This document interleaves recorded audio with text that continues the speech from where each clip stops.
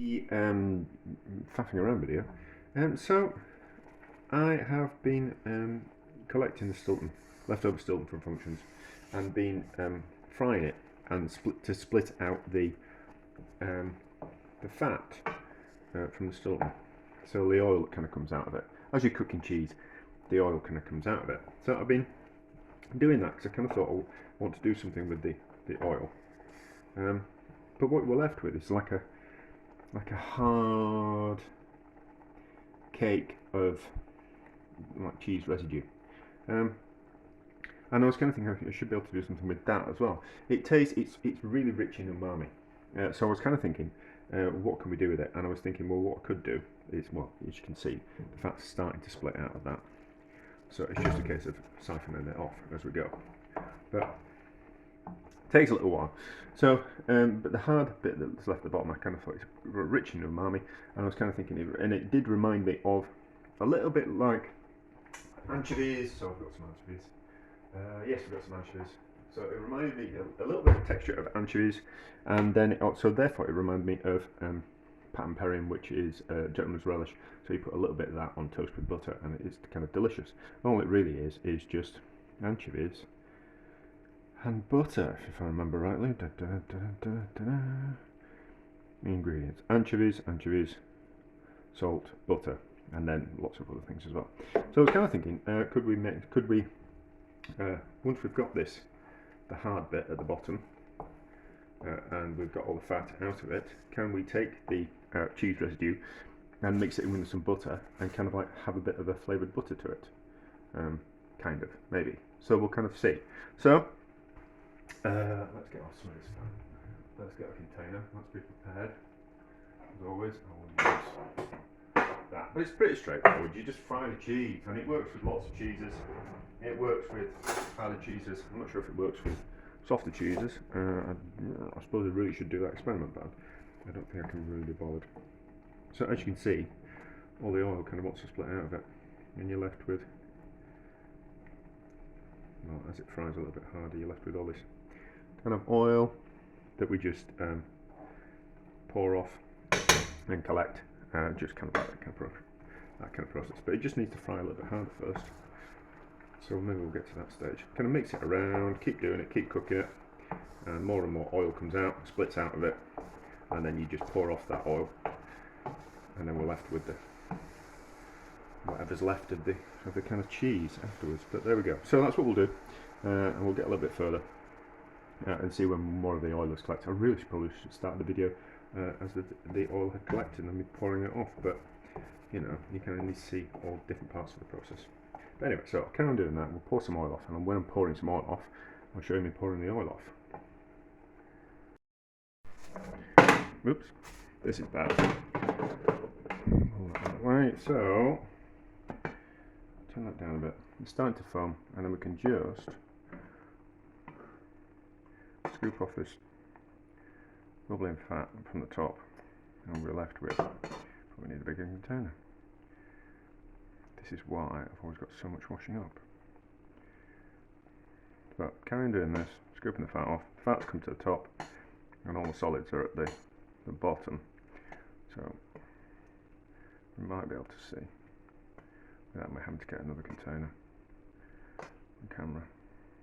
So as you can see, we're left with that at the bottom.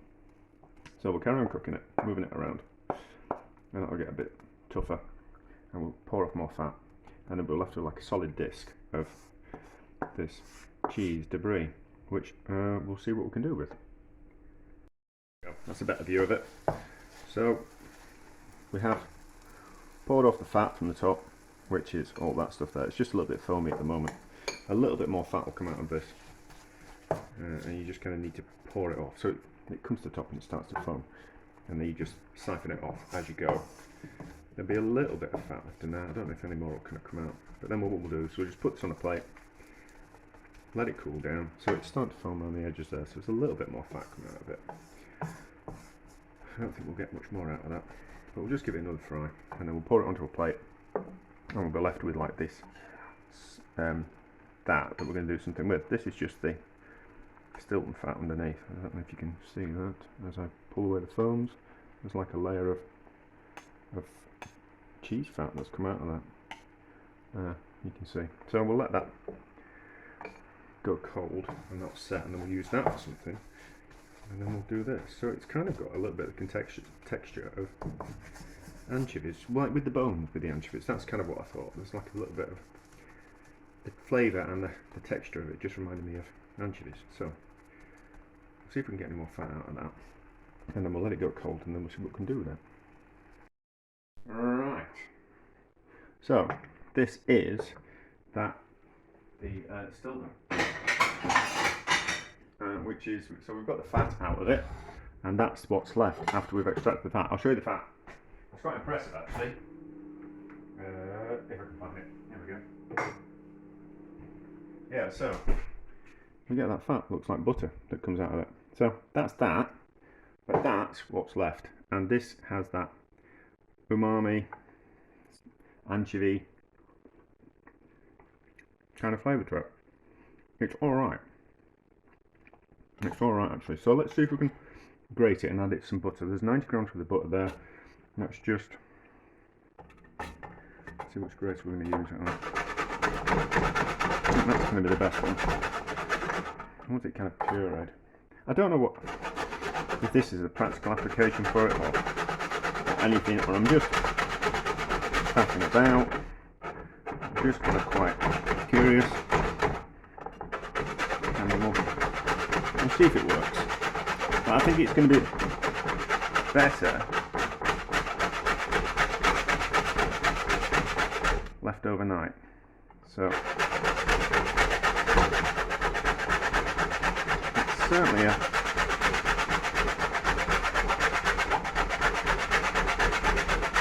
not an easy thing to grate, but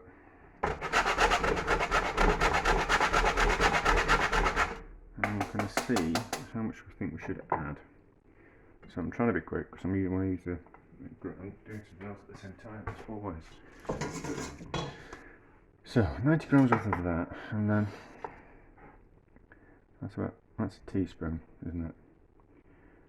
So I've got my scales off camera because the board's a bit wonky, so it's never gonna.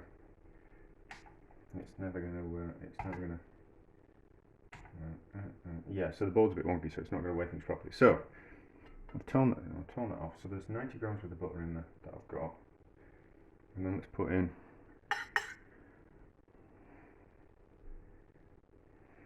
5 grams.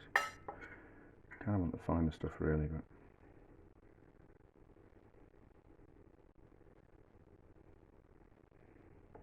I think it'll be better tomorrow, so I'm going to leave it overnight. Right, that's 5 grams. No, that's bloody 6 grams. How can it go from just being 5 and then go straight to 6? No, is it equal? Yeah, that's fine. Right, so that's that.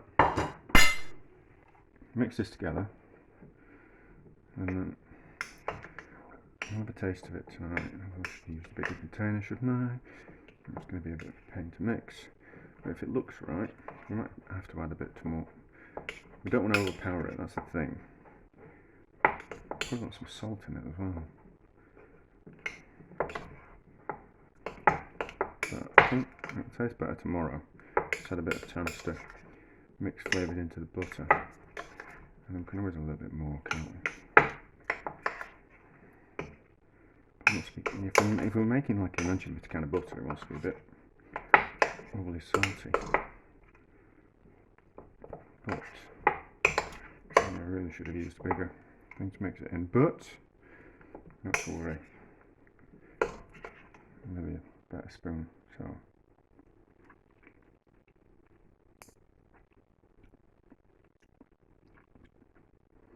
that's pretty good, is that? I think that could do with another 5 grams in. I'll put another 5 grams in.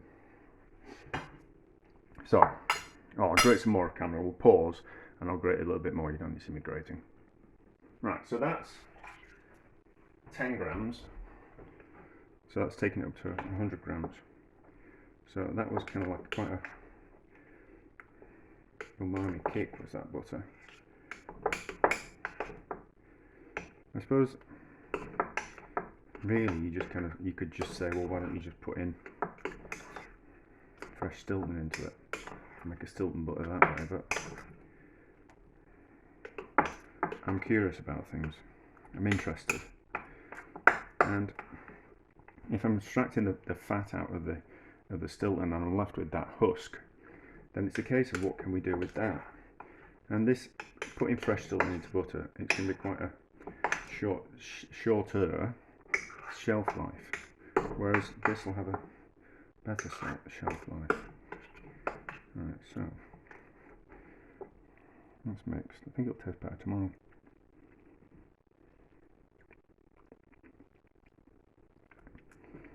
That tastes good. That tastes good. I think it'll taste better tomorrow. So we'll try it tomorrow. We'll put it on some toast and leave it overnight to marinate, room temperature.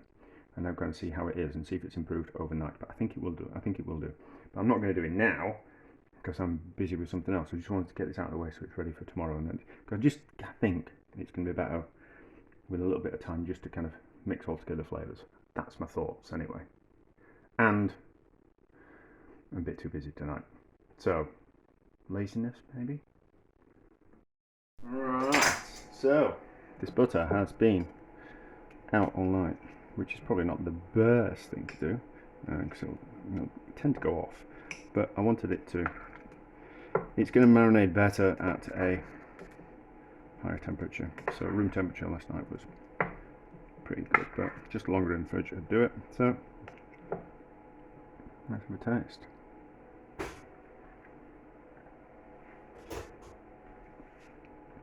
I think that's nice.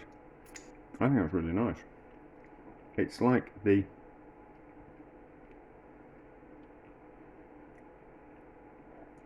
it's not too cheesy. Oh, sorry, I've been out in the garden, so dirty fingernails. So it's not too cheesy. Now, will that work on? Excuse the amount of butter I'm going to put on my toast. How's this going to taste? I come from a family where we like a little bit of toast with our butter. So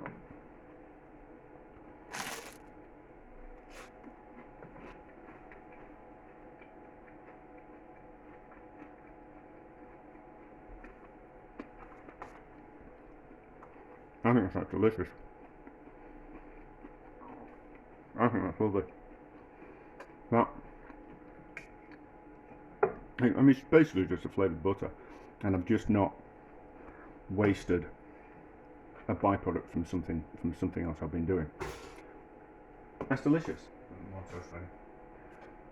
So, yeah, that works. 10 grams worth of the Stilton debris, what was left from cooking the Stilton, with 90 grams worth of butter. So I kind of, different ratios will be fine. So if you're not, just kind of like have a play around. Need to turn it off in the back as well. So I'm doing other things at the same time as always. So that's lovely. That really works. It's got that salty, cheesy, umami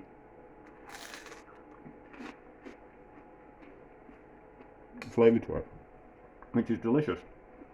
So I don't know what practical applications. I think you could, the argument would be to just say, I'll finish what I'm eating first thing.